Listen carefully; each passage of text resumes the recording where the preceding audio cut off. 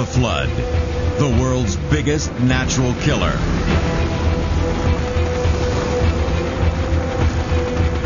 A destroyer of all it touches.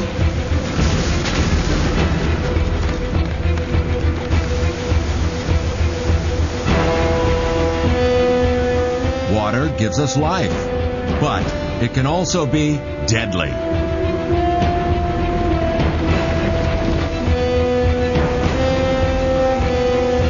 The flood, a terrifying power on our raging planet.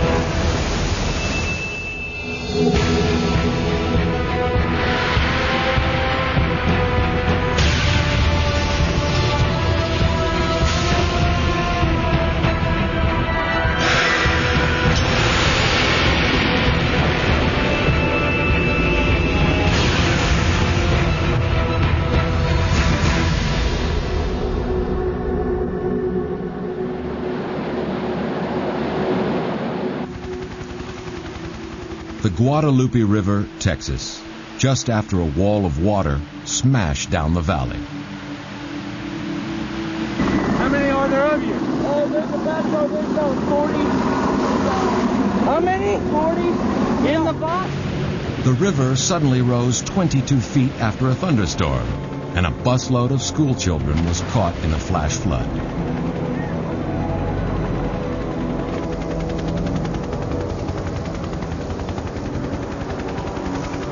Tragically, 10 of the children were lost.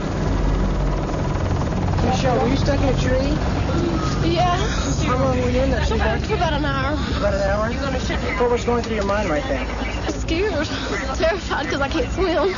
We prayed a lot and sang, just talked. There are two main kinds of flood. Flash floods are sudden, unexpected torrents. They tear down rivers and smash into pieces anything they encounter. Flash floods are catastrophic and deadly.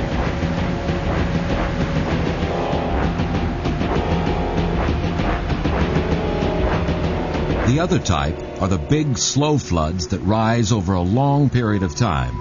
There's usually plenty of warning.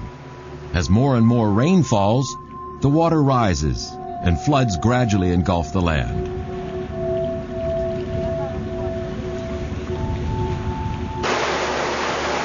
These big, slow floods happen in every country in the world. Eventually, rivers break through their banks and levees. Roads are swamped, crops are ruined, commerce comes to a halt.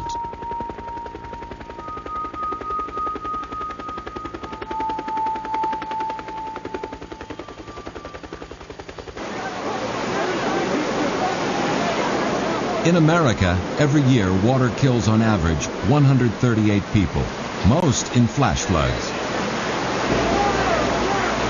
This one hit near Las Vegas in 1990. It caught Murray Brown's Jeep and swept it downstream, with him trapped inside. For the rescue workers, it was a race against time.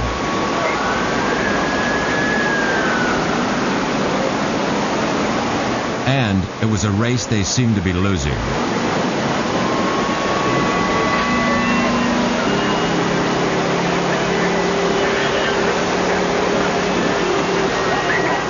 It wasn't just Murray Brown's life that was at risk, but the lives of the rescue workers themselves.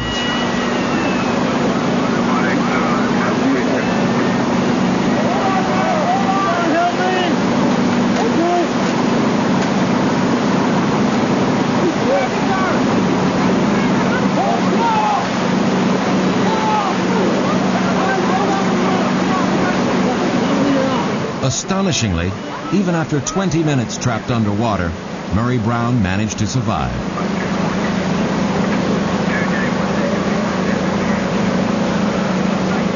One life was pulled back from nature's violent grip. Most are not so lucky.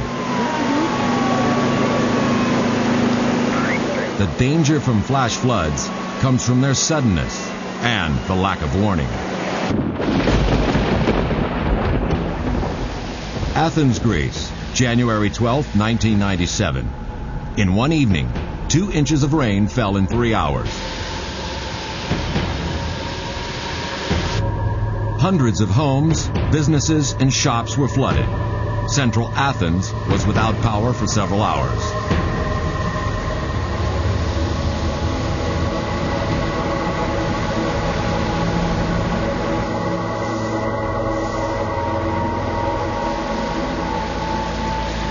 An underpass flooded, totally covering a car.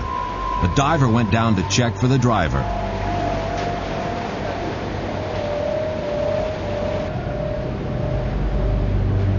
By next morning, they had pumped the underpass dry. Mercifully, there was nobody in the car. The driver had escaped in time. But in Corinth, 50 miles west, the result was more sudden and more devastating. A flash flood.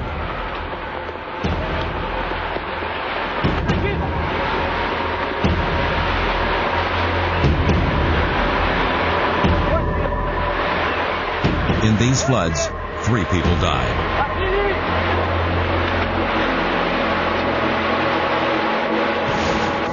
The pattern is always the same.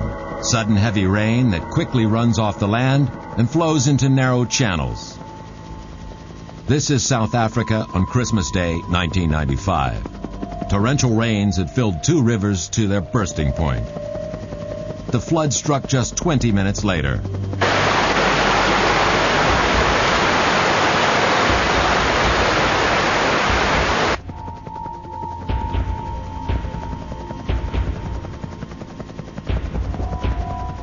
More than 700 homes were washed away.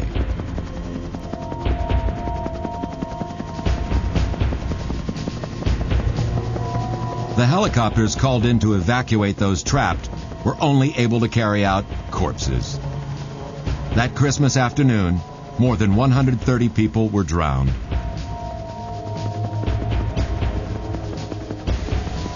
Nearby, a minibus was washed off a bridge, taking 15 more people. Another 4 were lost when their car was swept off a road. 1996 had arrived with tragedy. Another year of floods had begun.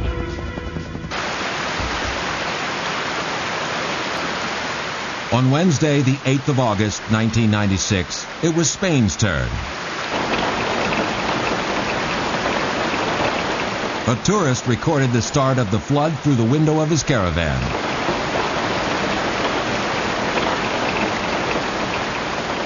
Minutes later, a wall of water and mud, some said it was 12 feet high, smashed down onto the campsite.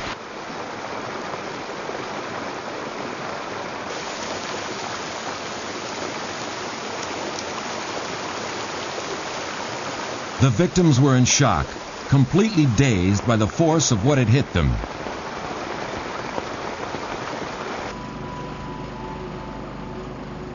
The mud swamped cars and trailers, dragging them a mile down the hill.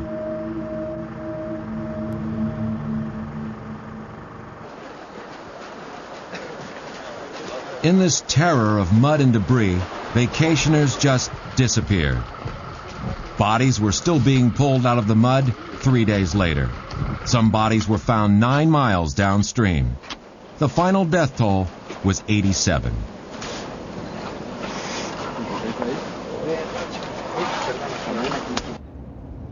But not all floods are so violent or so deadly. There is the other type, the big, slow floods that build up over a long time. This one flooded parts of Andalusia, also in Spain, at Christmas 1996.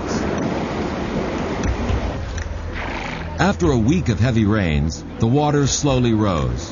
Eventually, the rivers overran their banks and flooded 25,000 acres of land.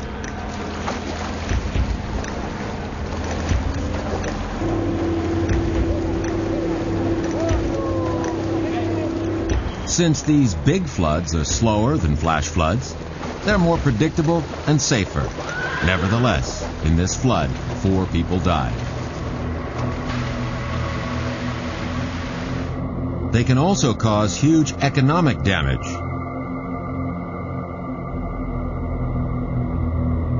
This one destroyed over $1 million in crops.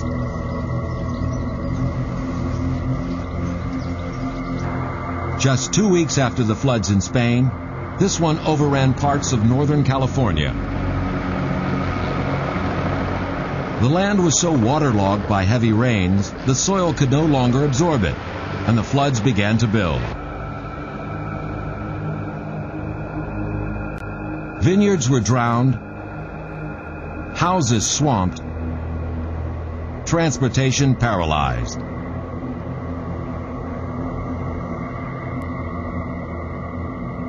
The damage across California was estimated at $2 billion. And this flood was brief.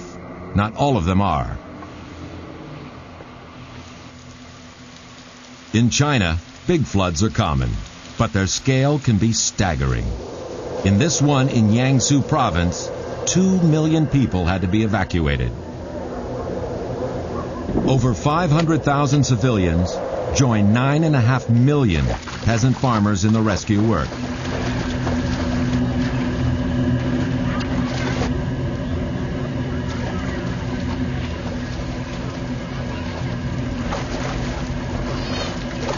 But despite their every effort, the floods grew beyond their control.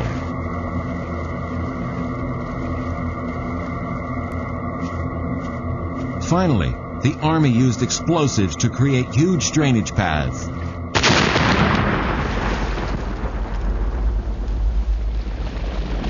And the floodwaters drained into the Huangpu River. Big floods are usually caused by events that occurred weeks, even months before. In the winter of '96-97, blizzards in North Dakota dumped twice as much snow as normal.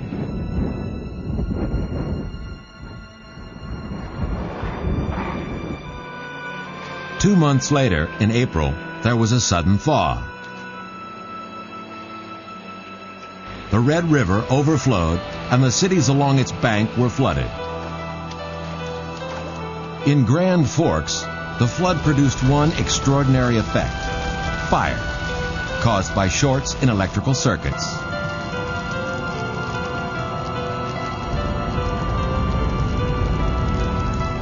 They had to call in the air tankers to get it under control.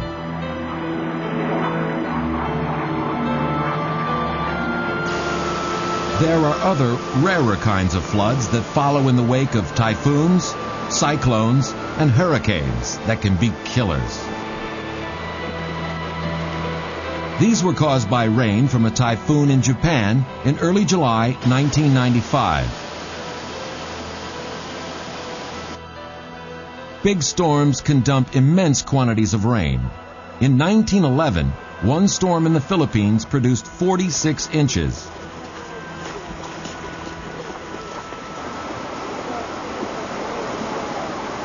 Inevitably, the waters flood the land.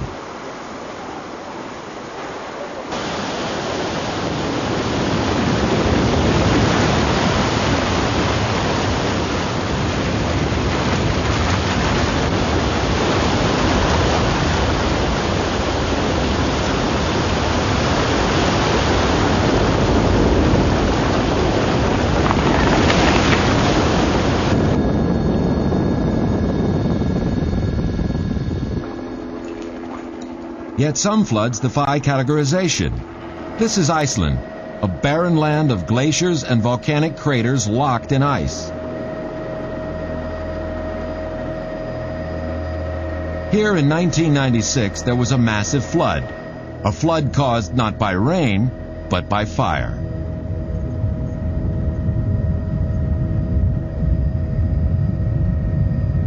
On September 30th, the Laki volcano, buried under almost half a mile of ice at the center of the glacier, erupted. Far below the surface, it melted the ice. An immense lake formed under the glacier.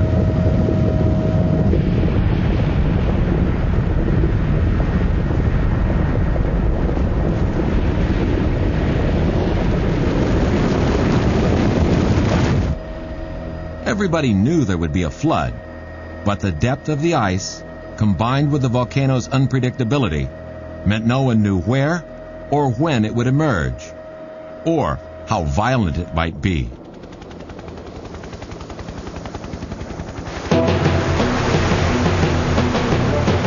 Eventually, 7 days later, it found its way through 30 miles of underground tunnels to the glacier's edge. When it came, its power was overwhelming. It ripped out from under the ice sheet with tremendous force.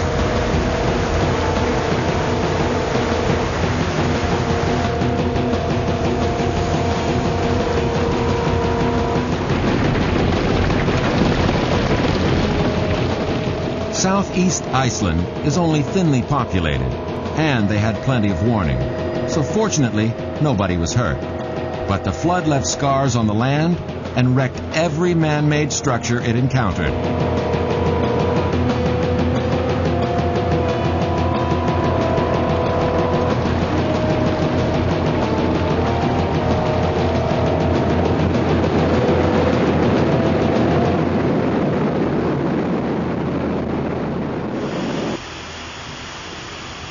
The most dangerous flood is one that is not expected.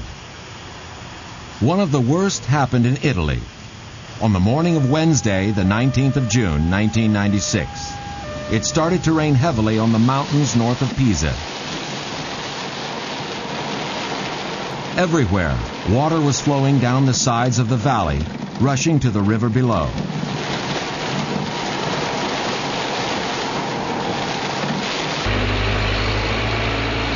The villages in the valley bottoms began to prepare for the worst.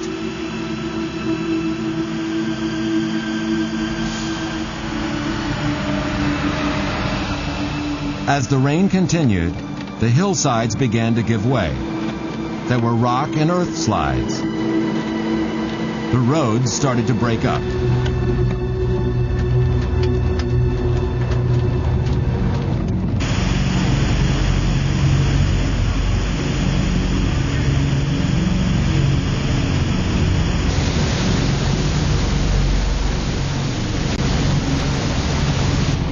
Conditions became ever worse, until the road was all but impassable.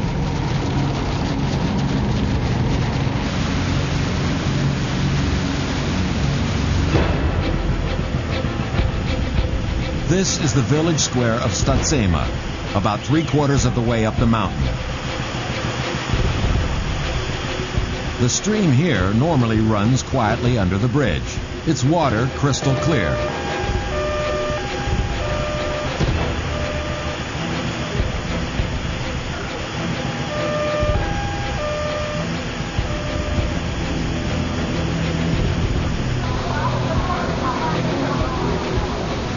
Five miles downstream and 1,000 feet below, in the town of Saravezza, the water was also beginning to rise.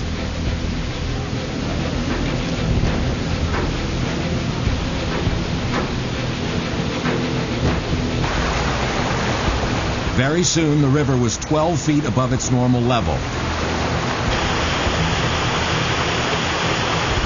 Within a couple of hours, it was carrying millions of gallons of excess water at terrifying speed.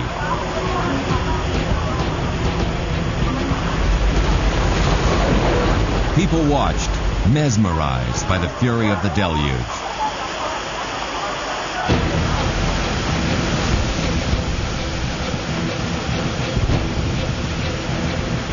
Up the mountains at Stazzema, the river could no longer hold the flow, and the flood burst free.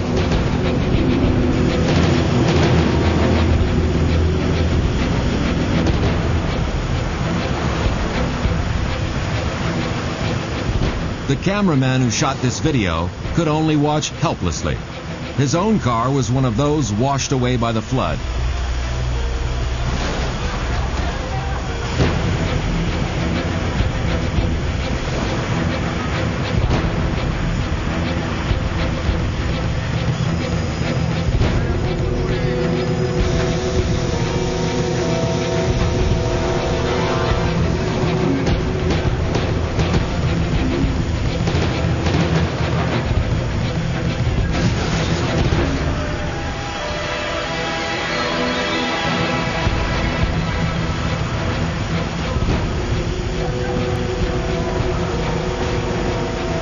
At the bottom of the mountain in Saravetsa, the river had become an uncontrollable torrent.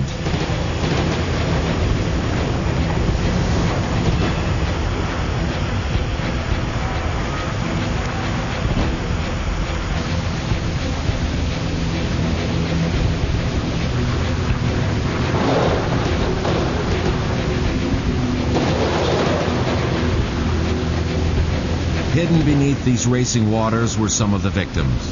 One body was found nearly 20 miles from where it must have entered the water.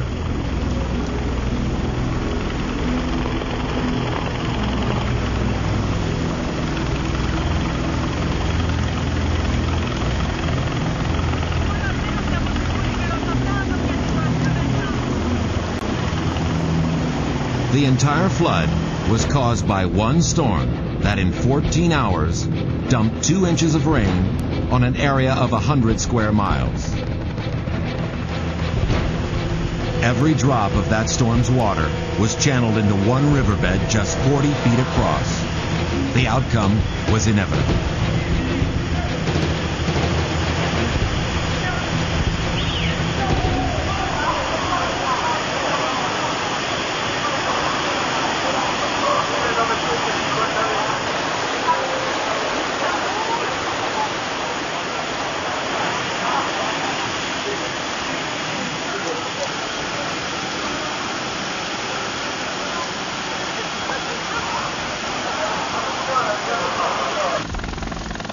At the height of the rescue effort, 15 helicopters were operating from a soccer field on the plains below. It was the only way to reach the mountain villages, because most of the road had been swept away.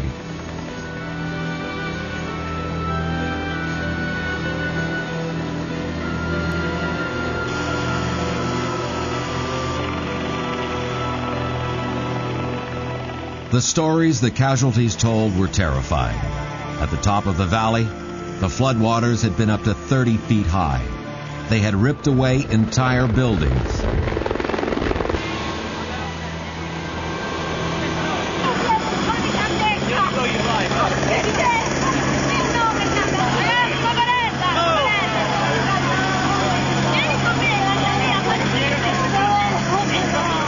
The people were horrified. Everyone knew someone who was missing.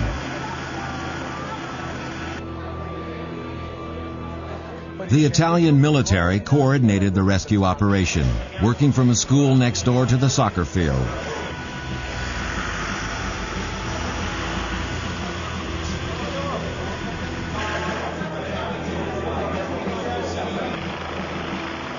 But despite the incredibly rapid emergency response, 14 people died in the flood.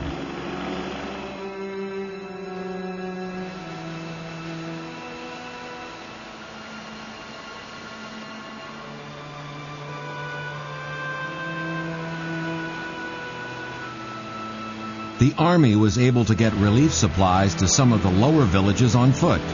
Ironically, after the flood, it was drinking water that the villagers needed the most.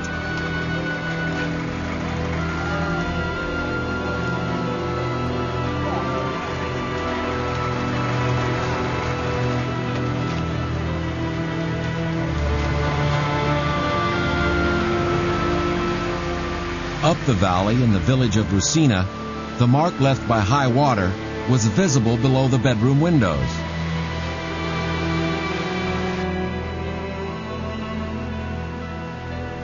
Here, before they could even begin to estimate the flood damage, hundreds of tons of silt had to be removed. It had all been washed off the mountain slopes by the torrential rain.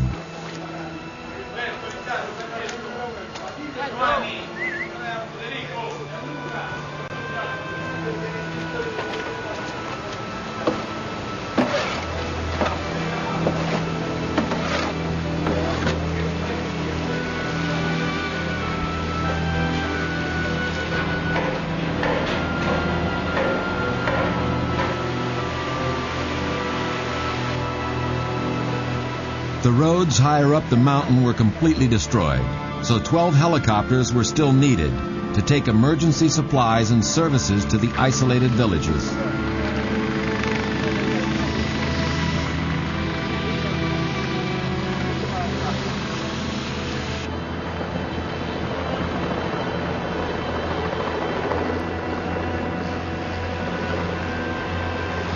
As they flew up the valley over the lower villages, the scale of what had happened became stunningly clear.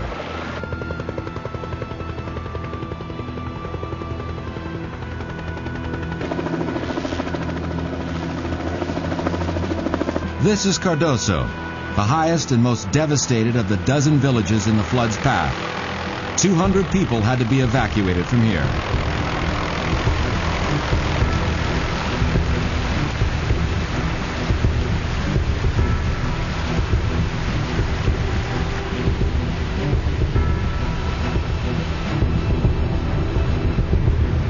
The village street had totally disappeared under rocks and rubble.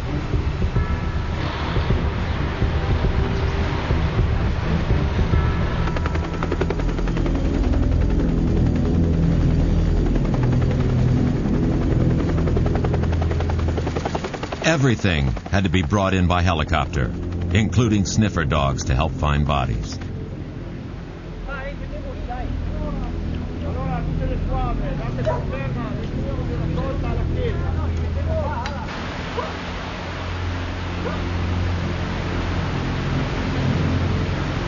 The helicopters also brought back some villagers.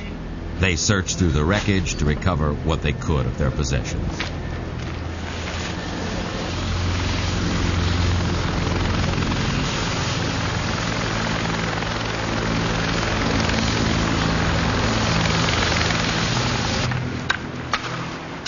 Even at first glance, the damage seemed appalling, but it was actually far worse than it appeared. Much of the village was simply buried. This is 30 feet above what once was street level.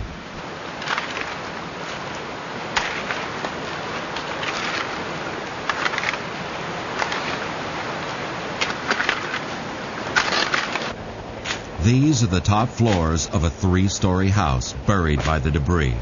More people died in this village than any other. Some were probably even entombed beneath the rescuers' feet.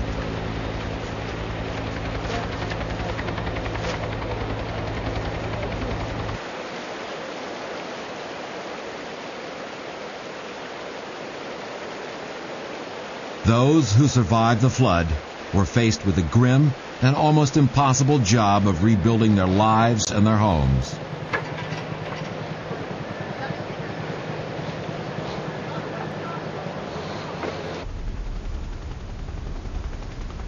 "600 people were homeless. 250 houses were destroyed.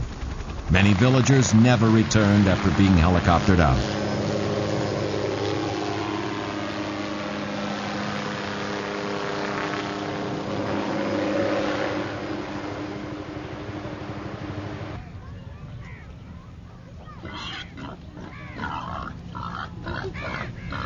But there are parts of the world where floods give life, not take it, where floods are actually needed to survive.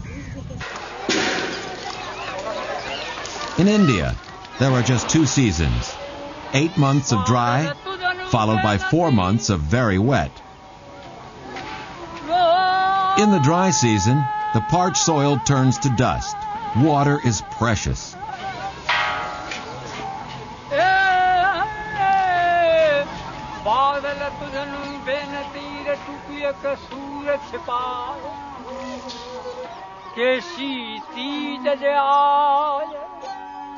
The temperature is appalling. The land holds its breath. As May wears on, the people pray for relief from the heat.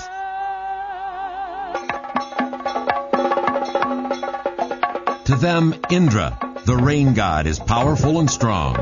Symbolically, he battles with the demon king and the forces of evil and drought. And when he wins, the monsoon begins.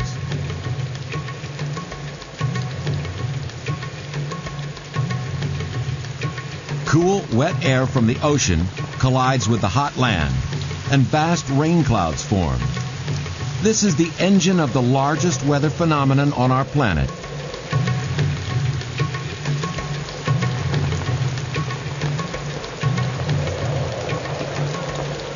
The monsoon rains start in the south and move north. It takes more than a month to travel all the way up India, saturating the land and bringing celebration and euphoria to the people.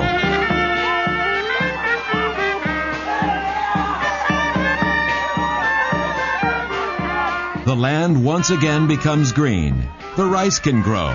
The wells fill with water.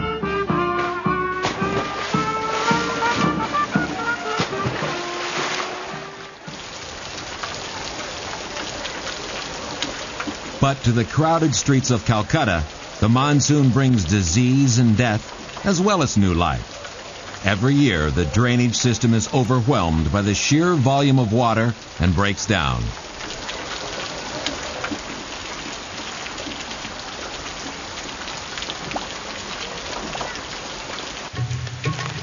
But without the monsoon, there would be famine and death on an incalculable scale.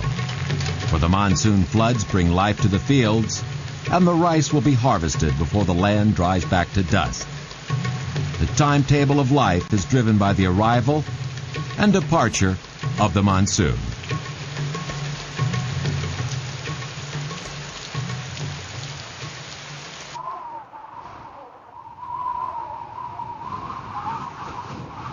The monsoon's path is ultimately blocked by the mighty peaks of the Himalayas.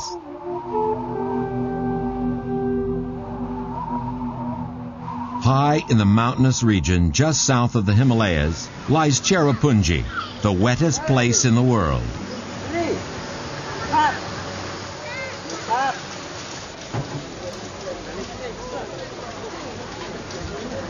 Each year, the average is 33 feet of rain. But in a wet year, 75 feet rains down. For comparison, Washington State gets about 10 feet every year.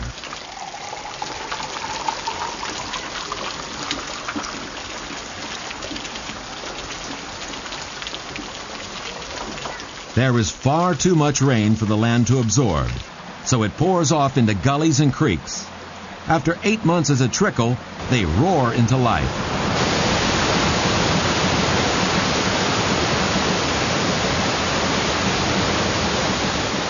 Water pours off the high plateau of Cherrapunji.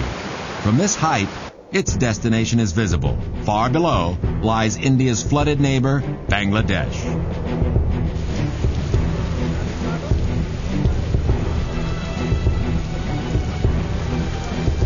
Every year, the monsoon inundates huge tracts of Asia. In 1988, 3/4 of Bangladesh was underwater.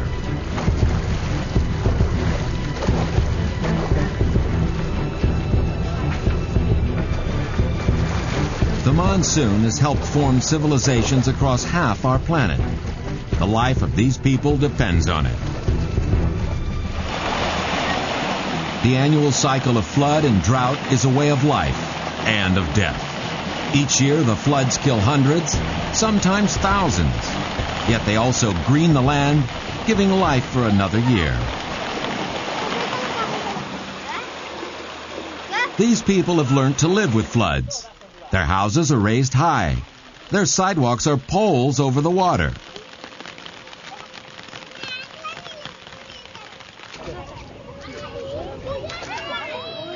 Even in a normal year, floods cover 1/5 of Bangladesh. The Bangladeshis coexist with flood. Houses are squeezed onto tiny islands in what looks like a great brown sea.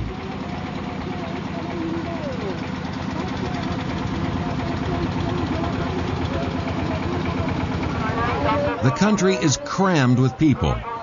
2,000 people in every square mile. It's like putting the whole population of the United States into New Hampshire and Massachusetts.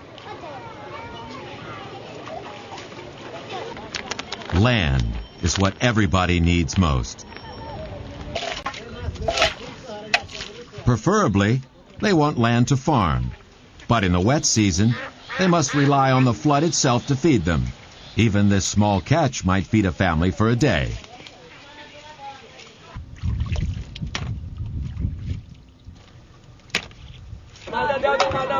For the enterprising, a market opens up to sell shellfish. This is, in fact, an international market. Their catch of whelks will be exported to the rest of Asia.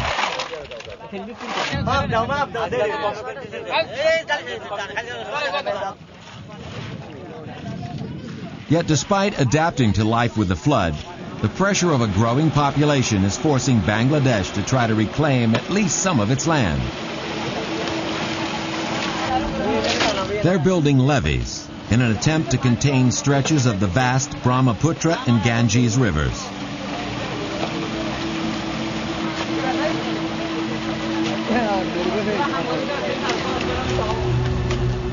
They must move millions of tons of earth, turned to mud by the very floods they hope to prevent.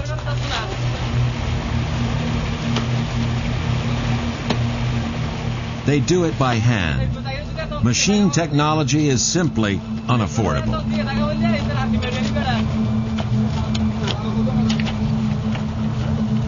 Even if they were given a high-tech, Western-style reinforced levee system, they could not afford to maintain it. And anyway, even high-tech systems can fail. And when they do, it can be devastating.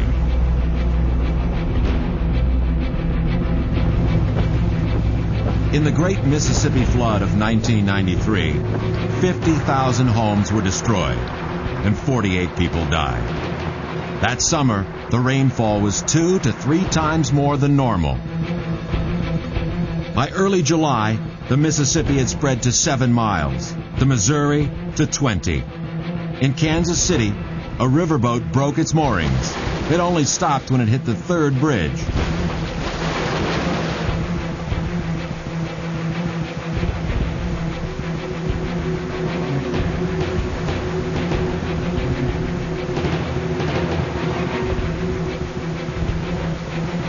At sunrise, these homes were dry and safe. By sunset, they were 6 feet underwater. The National Guard brought in portable pontoons. In 1 hour, they built a potentially life-saving 130-foot-long floating bridge.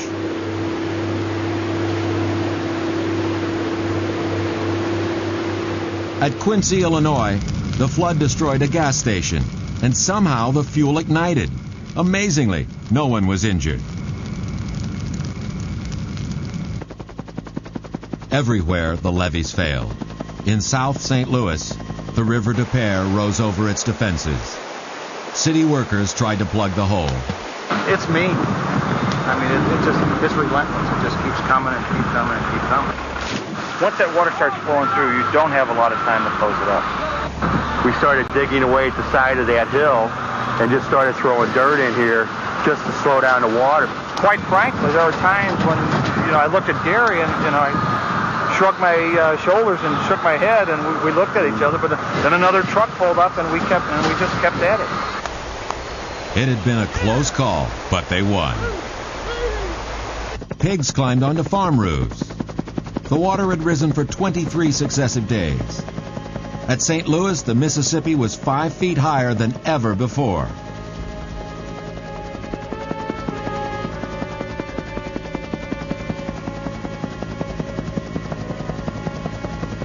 The St. Louis airport was under 8 feet of water.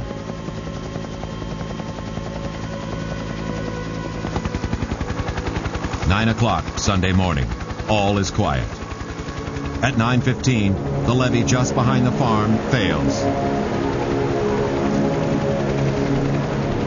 Within 11 minutes, water from the Mississippi is rushing through the farm. Within 70 minutes, the farm is gone. Of all the levees, over 3/4 failed in some way. The floods of '93 caused $20 billion in damage. They were the second costliest weather event in America's history. Only Hurricane Andrew caused more damage.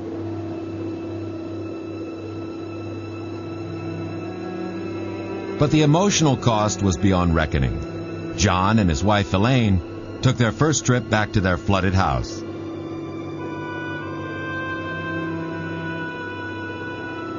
You can look through the house The walls are gone. Oh my God, it is. It's like a tornado went through there. What can you see? I don't see anything. It's like everything's gone.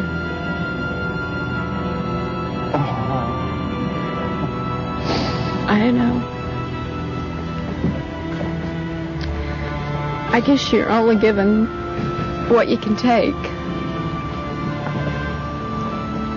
But after a while, you get to where you can't take anymore.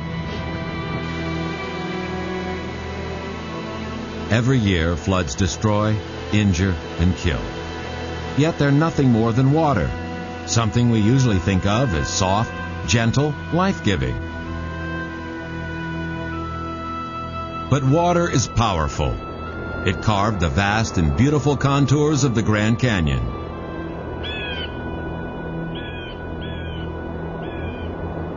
Most of our planet has been shaped by the slow, gentle, persistent effects of water.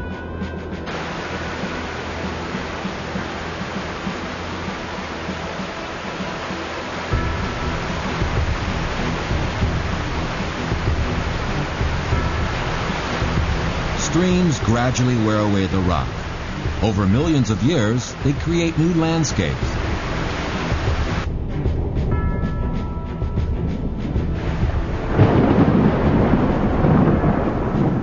All that water needs is time.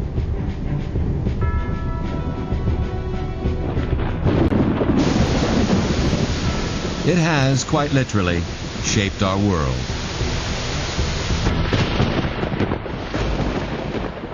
Johnstown, Pennsylvania, scene in 1889 of the worst flood ever recorded, is submerged. And over the years, floods have also left their mark in human tragedy. The newsreels have recorded many terrible disasters. Heavy rains caused the Conemaugh River to overflow, and an all-encompassing rush of water inundated the countryside.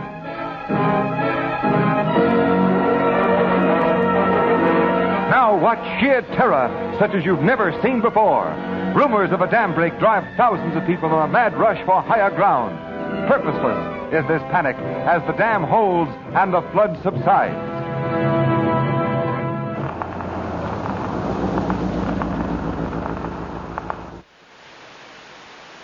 Floods happen almost every year in America. In March 1997, it was the Ohio River's turn.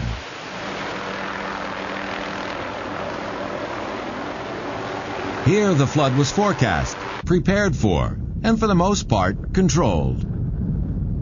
But it really became apparent here by Saturday morning that we are going to have an excessive rainfall event across the Ohio Valley. The heaviest rains being near Louisville and also near Falmouth, Kentucky, and was reaching the Cincinnati area probably in the order of 2, 3, 4 in the morning. The forecasters had known for a month that conditions were right for flooding. Now on Saturday, March 13th, it happened. A belt of violent storms traveled right along the line of the river. All the water they produced was caught in the same river basin. The forecasters could only watch as the water level began to rise.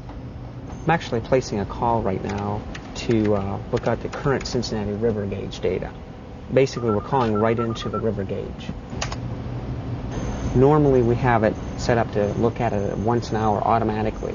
But, you know, when the river's changing quickly, we can look at it at any time, and that's what I'm doing right now. I want to look at it as it stands right now. In 48 hours, the Ohio River had risen 28 feet.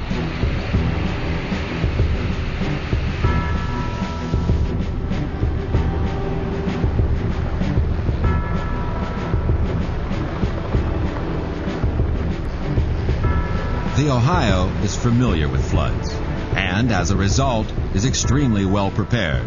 Along each side of the river are great levees.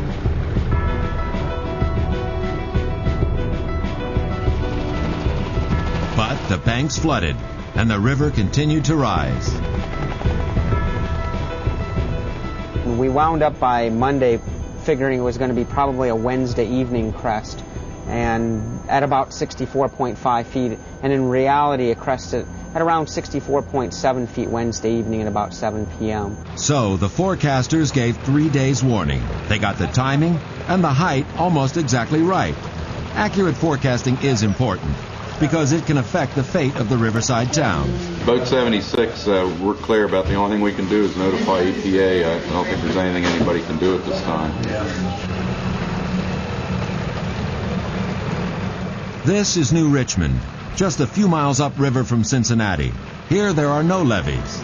Thanks to the forecast, the inhabitants of the town were evacuated before the flood struck.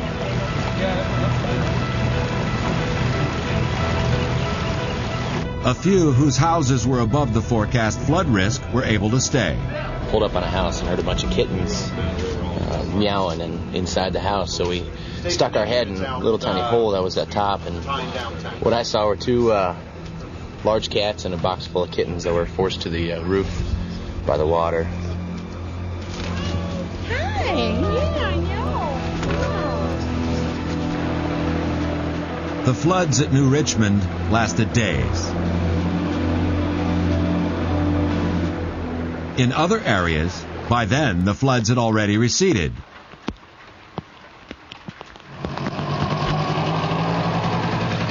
This is Falmouth, Kentucky. It's on the Licking River, the Ohio tributary where the heaviest rain fell. Here the flood was far worse. 90% of the population had to be evacuated, many of them in the middle of Saturday night.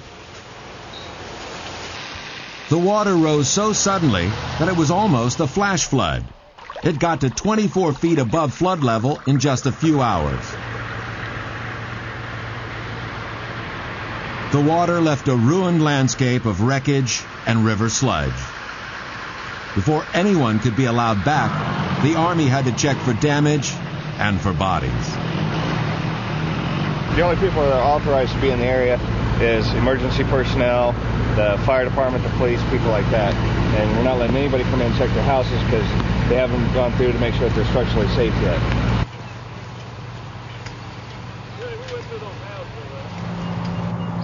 Every house had to be carefully searched. The task was immense. It was 4 days before the people were allowed back to their homes.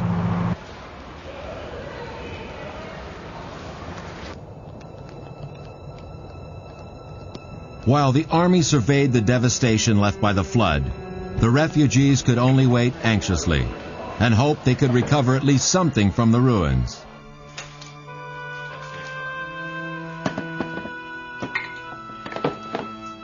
For this couple, that meant trying to salvage what they could from the waterlogged remains of their grandmother's house. Every house in Falmouth had the same story to tell of devastation and destruction. In this one small town, 4 people died. And the flood affected dozens of towns. Its overall cost was about $300 million. It was the worst flood here for 30 years. 22 people died.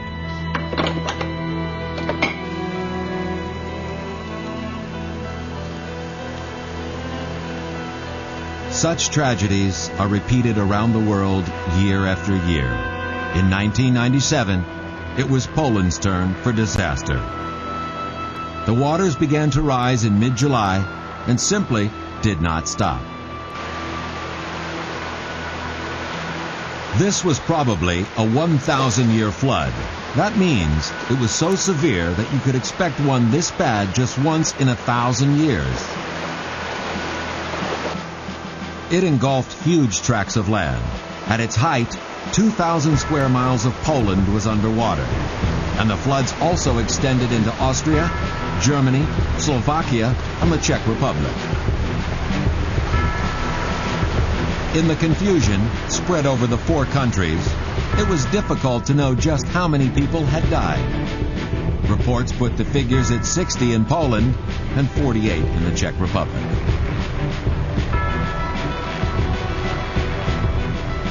$80 helicopters and 45,000 troops helped with the rescue effort.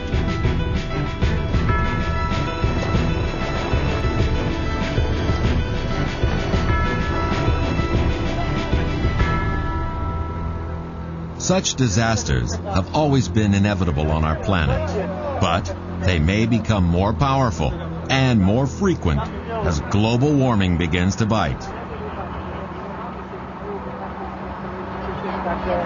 Most scientists are now convinced that if the climate is changing, weather patterns around the world will be disturbed.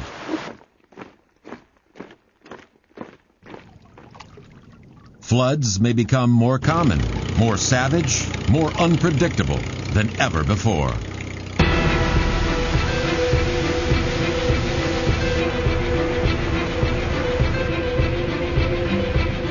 The future cost in tragedy and death is impossible to estimate. Scenes such as these will become a little more familiar every year as floods rip across our land.